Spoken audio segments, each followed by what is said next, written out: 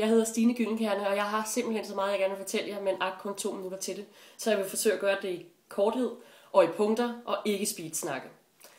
Først og fremmest er Mongo Park et teater, der repræsenterer det teater, jeg gerne vil lave. Det er der mange grunde til, men en af de største grunde er jeres ensemble og repertoire. Jeg er uddannet professionel skuespiller fra den statsligt anerkendte skole og Europäisches Theaterinstitut Berlin.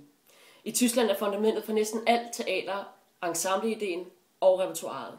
Derfor er disse værdier en stor del af min teateropdragelse, og det er værdier, jeg sætter meget pris på. Det kræver et stort engagement at være ensemblespiller, og jeg vil elske at bidrage med mit engagement hos jer.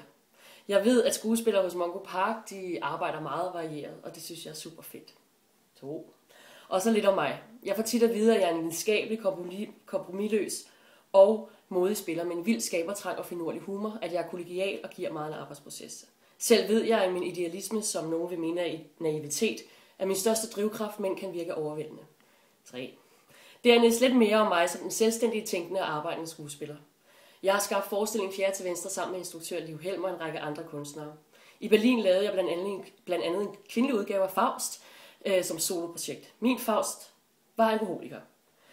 At røre ved det helligste af tysk dramatik skabte på en måde furore. Det blev til en større diskussion mellem lærere og elever, og jeg har opnået på den måde mit mål. Jeg vil nemlig stille spørgsmålstegn ved opfattelsen af den ensidige fremstilling af kvinden i den tyske klassiske højborg.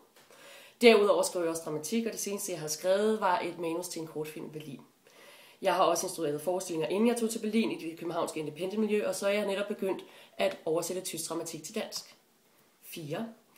Jeg ved, at skuespillere uddannet i udlandet ikke bliver særlig brugt i Danmark. Måske fordi teatrene ikke kender dem, måske fordi holdningen er, at det er bedst at være på den sikre side, end at tage et modigt valg. Jeg ved det ikke.